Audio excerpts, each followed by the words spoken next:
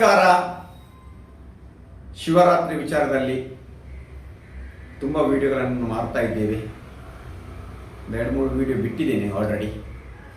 So ಶಿವಲಿಂಗವನ್ನು ಮನೆಯಲ್ಲಿ ಯಾಕೆ ಇಡಬೇಕು, ಅಭಿಷೇಕ ಯಾವ ರೀತಿ ಮಾಡಬೇಕು, ಶಿವರಾತ್ರಿಯ ಪೂಜೆಯ ವಿಚಾರದಲ್ಲಿ ತುಂಬ ವಿಡಿಯೋಗಳು ಇದೆ. ಸೊ ಇವತ್ತು ಈಗ ತುಂಬ ಜನರೊಂದು ಕಂಪ್ಲೇಂಟ್ ಏನಂದರೆ ಮಕ್ಕಳು ಮನೆಯಲ್ಲಿ ಹೇಳಿದ ಮಾತನ್ನು ಕೇಳ್ತಾ ಇಲ್ಲ. ಸೊ ಮಕ್ಕಳು ಮಾತು ಕೇಳ್ತಾ ಇಲ್ಲ, ಓದುವುದರಲ್ಲಿ ಹಿಂದೆ ಬಿದ್ದಿದ್ದಾರೆ. ಈ ಥರ ತುಂಬ ಕಂಪ್ಲೇಂಟ್ ನಮಗೆ ಕೂಡ ಜಾತಕ ನೋಡುವಾಗ ಬರ್ತದೆ. ನಾನು ಕೆಲವೊಂದು ಪರಿಹಾರಗಳನ್ನು ಕೊಡ್ತೇನೆ. ನನ್ನ ಪರಿಹಾರ ಯಾವತ್ತಿದ್ರೂ ಕೂಡ ಸರಳ ಪರಿಹಾರ, ದೊಡ್ಡ ಪೂಜೆ ಹೋಮಗಳನ್ನು ನಾನು ಕೊಡುವುದಿಲ್ಲ. ಯಾಕಂದರೆ ಕೆಲವೊಂದು ಸಲ ಅದು ಆಗುವುದಿಲ್ಲ, ವರ್ಕ್ ಕೂಡ ಆಗುವುದಿಲ್ಲ. ಸೊ ನಾವೇ ಮಾಡಿದಾಗ ಅದರ ರಿಸಲ್ಟ್ ಖಂಡಿತವಾಗ್ಲೂ ಸಿಗ್ತದೆ. ಸೊ ಯಾರೇ ಮಕ್ಕಳಿಗೆಲ್ಲ ಬುದ್ಧಿಶಕ್ತಿ ಕಮ್ಮಿ ಇದೆ, ನೆನಪಿನ ಶಕ್ತಿ ಕಮ್ಮಿ ಇದೆ, ಮುಖ್ಯವಾಗಿ ಓದಿದ್ದೆಲ್ಲ ನೆನಪು ಬರಲ್ಲ, ಅಥವಾ ಅವರಿಗೆ ಎಷ್ಟು ಹೇಳಿದರೂ ಕೂಡ ಅವರ ಹಠ ಕೋಪಗಳು ಕಮ್ಮಿ ಆಗಲ್ಲ, ಸೊ ಓದುವುದರಲ್ಲಿ ಇಂಟ್ರೆಸ್ಟ್ ಇಲ್ಲ ಅಂತಕ್ಕಂಥವರು ಶಿವರಾತ್ರಿ ಅಂದು ನಾನು ಹೇಳ್ತಕ್ಕಂಥ ಈ ಸಣ್ಣ ಕೆಲಸವನ್ನು ಮಾಡಿ, ಒಂದು ಸಣ್ಣ ಪರಿಹಾರವನ್ನು ಮಾಡಿ ನೋಡಿ, ಟ್ರೈ ಮಾಡಿ. ಏನಾಗ್ತದೆ, ಏನಾಗುತ್ತೆ, ಒಂದು 1,000 ಖರ್ಚಾಗಲ್ಲ, ಯಾವುದು ಖರ್ಚಿಲ್ಲ. ಟ್ರೈ ಮಾಡಬೇಕು, ಭಕ್ತಿಯಿಂದ ಮಾಡಬೇಕು, ರಿಸಲ್ಟ್ ಸಿಗ್ತದೆ.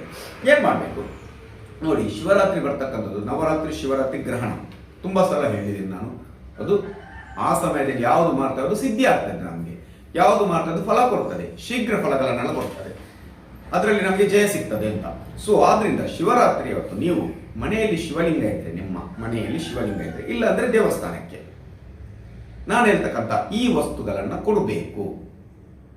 ಮುಖ್ಯವಾಗಿ ಈ ವಸ್ತುಗಳನ್ನು ಶಿವರಾತ್ರಿ ಕೊಟ್ಟಾಗ ನಿಮ್ಮ ಮಕ್ಕಳ ಎಜುಕೇಷನಲ್ಲಿ ತುಂಬ ಇಂಪ್ರೂವ್ಮೆಂಟ್ ಆಗ್ತದೆ, ತುಂಬ ಇಂಪ್ರೂವ್ಮೆಂಟ್ ಆಗ್ತದೆ. ಯಾಕಂದರೆ ಜಾತಕದಲ್ಲಿ ಈಗ ನೈಸರ್ಗಿಕ ಜನ್ಮಕುಂಡಲಿ ನೋಡುವಂತೆ 2ನೇ ಮನೆ ಯಾವುದು, ಶುಕ್ರ. 1ನೇ ಮನೆ ಮೇಷರಾಶಿ, ದ್ವಿತೀಯದ್ದು ವೃಷಭ, ಅಂದರೆ ಶುಕ್ರನ ಮನೆ. ಇಲ್ಲಿ ಶುಕ್ರನ ಮನೆ. ಮಕ್ಕಳಿಗೆ 2ನೇ ಮನೆ ಕೂಡ ಎಜುಕೇಷನ್ಗೆ ಇಂಪಾರ್ಟೆಂಟ್. ಧನಭಾವ ಕೂಡ ಇದೆ, ಅಂದರೆ ಪ್ರೈಮರಿ ಎಜುಕೇಷನ್ ಕೂಡ 2ನೇ ಮನೆ ಬೇಕು. ಚತುರ್ಥ ಭಾವ ಅಂತ ನಾವು ಕರಿತೇವೆ, ಅಂದರೆ ಎಜುಕೇಷನ್, ಮುಂದೆ ಎಜುಕೇಷನ್. ಅದು ಕಟಕ ರಾಶಿ, ಜಲತತ್ವದ ರಾಶಿ. ಅದು ಚಂದ್ರನಿರ್ತಕ್ಕಂತಹ ಮನೆ ಮುಖ್ಯ. ಹಾಗಾದ್ರೆ ಚಂದ್ರ ಕೂಡ ಎಜುಕೇಷನ್ಗೆ ತುಂಬಾ ಇಂಪಾರ್ಟೆಂಟ್. ಚಂದ್ರ ಯಾಕೆ ಹೇಳಿದ್ರೆ ಶಿವ, ಚಂದ್ರನನ್ನು ನಾವು ಶಿವನಿಗೆ ಕೊಟ್ಟಿದ್ದೇವೆ. ಹಾಗಾದ್ರೆ ಆವತ್ತು ನಾವು ಶಿವರಾತ್ರಿಯನ್ನು ಮಾಡಿದಂತಹ ಆ ಪರಿಹಾರ ಖಂಡಿತವಾಗ್ಲೂ ಫಲವನ್ನ ಕೊಡ್ತಕ್ಕಂಥದ್ದು. ನಿಮ್ಮ ಮಕ್ಕಳ ಬುದ್ಧಿ ಚುರುಕಾಗ್ತಕ್ಕಂಥ, ಯಾಕಂದ್ರೆ ಬುದ್ಧಿಕಾರಕನ ಬುಧನ ಅನುಗ್ರಹ ಕೂಡ ಸಿಗ್ತಕ್ಕಂಥದ್ದು, ವಿಷ್ಣುವಿನ ಅನುಗ್ರಹ ಕೂಡ ನಿಮಗೆ ಅಲ್ಲಿ ಸಿಗ್ತಕ್ಕಂಥ. 6ನೇ ಮನೆ ಬುಧನ ಮನೆ, 6ನೇ ಮನೆ ಅದು ಋಣದ ಮನೆ. ಏನಾದರೂ ಋಣಭಾವ ಇದ್ರೆ ಅದು ಕಮ್ಮಿ ಆಗ್ತಕ್ಕಂಥದ್ದು. ಸೊ ಏನ್ ಮಾಡ್ಬೇಕು, ನೀವು ದೇವಸ್ಥಾನಕ್ಕೆ ಅಥವಾ ನಿಮ್ಮ ಮನೆಯಲ್ಲಿ ಶಿವಲಿಂಗ ಇದ್ರೆ ಶಿವಲಿಂಗ ಇದ್ರೆ ಅಭಿಷೇಕವನ್ನು ಮಾಡಬೇಕು. ಯಾವ ರೀತಿಯ ಅಭಿಷೇಕವನ್ನು? ನಿಮ್ಮ ಮಕ್ಕಳ ತಲೆಗೆ ನಿವಾಳಿಸಿ, ನಾನು ಹೇಳ್ತಕ್ಕಂಥ ವಸ್ತುಗಳನ್ನು ನಿವಾಳಿಸಿ ಶಿವನಿಗೆ ಅಭಿಷೇಕವನ್ನು ಮಾಡಬೇಕು. ಯಾಕಂದ್ರೆ ಮೊದಲು ನಿಮ್ಮ ಮಕ್ಕಳಲ್ಲಿ ಇದ್ರೆ ಮನೆಯಲ್ಲಿ ಒಂದು ಶುದ್ಧವಾದ ನೀರನ್ನು ತಗೋಬೇಕು, ಅದನ್ನು ಸಂಕಲ್ಪ ಮಾಡಬೇಕು, ಅಥವಾ ಅವರ ತಲೆಗೆ ನಿವಾಳಿಸಬೇಕು. ಎಲ್ಲ ಇವನಿಗಿರ್ತಕ್ಕಂತಹ ಎಲ್ಲ ನಕಾರಾತ್ಮಕಗಳಲ್ಲಿ ಹೋಗಿ ಇವನಿಗೆ ಬುದ್ಧಿಶಕ್ತಿ ಜಾಸ್ತಿ ಇರಲಿಕ್ಕೆ ಅದನ್ನು ಲಿಂಗಕ್ಕೆ ಅಭಿಷೇಕವನ್ನು ಮಾಡಬೇಕು. ಅಭಿಷೇಕ ಮಾಡಬೇಕಿದ್ರೆ ಓಂ ಶಿವಾಯ ನಮಃ ಅಂತ ಹೇಳ್ತಾ ನೀವು ಮನೆಯವರೇ ಅಥವಾ ಮಕ್ಕಳ ಹತ್ರ ನೀವು ಮಾಡಿಸ್ಬೋದು. ಮಕ್ಕಳು ಮಾಡ್ತಾರೆ, ಕೆಲವರೆಲ್ಲ ಮಕ್ಕಳು ಮಾಡುವುದಿಲ್ಲ, ಅದನ್ನೆಲ್ಲ ಇಂಟ್ರೆಸ್ಟ್ ಕೊಡುವುದಿಲ್ಲ.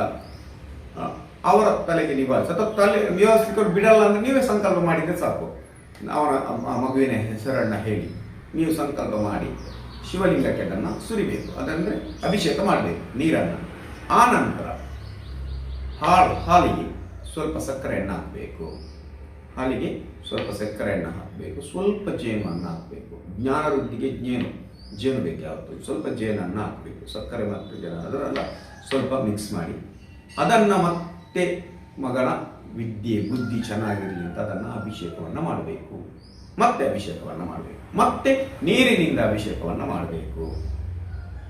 ಸೊ ನಮಗೆ ಶಿವಲಿಂಗ ಇಲ್ಲ ಸರ್, ಇದೆಲ್ಲ ಕಷ್ಟ ಆಗ್ತದೆ ಅಂತಕ್ಕಂಥವ್ರು ಹಾಲಿಗೆ ಸ್ವಲ್ಪ ಶುದ್ಧವಾದ ಹಾಲಿಗೆ ಸಕ್ಕರೆಯನ್ನು ಸೇರಿಸಿ ದೇವಸ್ಥಾನಕ್ಕೆ ಕೊಡಿ, ಬಾಟ್ಲಲ್ಲಿ ದೇವಸ್ಥಾನಕ್ಕೆ ಕೊಡಿ, ತಲೆ ನಿವಾಳಿಸಿ ದೇವಸ್ಥಾನಕ್ಕೆ ಕೊಡುವುದು. ಅವರು ದೇವಸ್ಥಾನದಲ್ಲಿ ಕೂಡ ಅಭಿಷೇಕವನ್ನು ಮಾಡ್ತಾರೆ.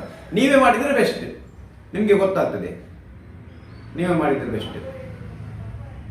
ಅಥವಾ ನೀವು ದೇವಸ್ಥಾನದಲ್ಲಿ ಕೊಡ್ಬೋದು. ಇನ್ನೊಂದು ವಿಚಾರ, ಬಿಲ್ಲು ಬರ್ತದೆ, ತ್ರಿದಳ ಇರ್ತದೆ, ಅದರಲ್ಲಿ ನೀವು ನಿಮ್ಮ ಮಕ್ಕಳ ಎಜುಕೇಶನ್ ಎಲ್ಲ ಚೆನ್ನಾಗಿ ಆಗಬೇಕು ಅಂತ ಸಂಕಲ್ಪ ಮಾಡಿ ಒಂದು ತುಳಸಿ ಕಟ್ಟೆಯನ್ನು ತಗೋಬೇಕು. ತುಳಸಿ ಕಟ್ಟೆ, ಅದಕ್ಕೆ ಸ್ವಲ್ಪ ಚಂದನವನ್ನು ಲೇಪನ ಮಾಡಿ ಅದಕ್ಕೆ ಸ್ವಲ್ಪ ಅದರ ತುಳಸಿ ಕಡ್ಡಿಯಿಂದ ಬರಿಬೇಕು. ಓಂ ಹೈಂ ನಮಃ ಅಂತ ಬರಿಬೇಕು.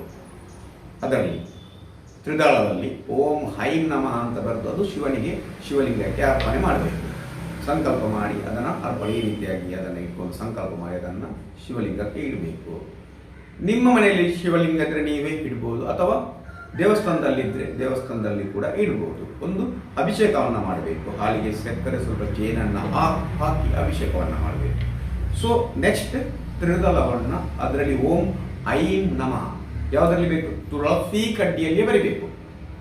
ಸ್ವಲ್ಪ ಚಂದನ ಕುಂಕುಮ ಎಲ್ಲ ಮಿಕ್ಸ್ ಮಾಡಿ ಚಂದನದಲ್ಲಿ ಬರೆದ್ರೆ ಸಾಕು, ಗಂಧದಿಂದೆಲ್ಲ ಬರೆದ್ರೆ ಸಾಕು. ಅದನ್ನು ತುಳಸಿ ಕಡ್ಡಿಯನ್ನು ಅದು ಬಿಟ್ಟು ಅದರಲ್ಲಿ ಓಂ ಹೈಂ ನಮಃ, ಯಾಕಂದರೆ ಸರಸ್ವತಿಯದು ಬೀಜವಂತ, ಅದನ್ನು ಬರೆದು ಜ್ಞಾನವೃದ್ಧಿ ಆಗಬೇಕು ಎಂದು ಬರೆದು ಅದನ್ನು ಶಿವನ ಪಾದಕ್ಕೆ ಇಡಬೇಕು. ಅಂದರೆ ಲಿಂಗದಲ್ಲಿ ಅದನ್ನು ಇಟ್ಟಾಗ ಯಾವತ್ತಲ್ಲಿ ಮಾಡೋದು? ಶಿವರಾತ್ರಿಯನ್ನು ಮಾಡಲೇಬೇಕು. ಮತ್ತೆ ನಿಮಗೆ ಬೇರೆ ದಿನ ಮಾಡುವ ಖಂಡಿತವಾಗ್ಲೂ ಸೋಮವಾರ ಮಾಡ್ಬೋದು, ಗುರುವಾರ ಮಾಡ್ಬೋದು.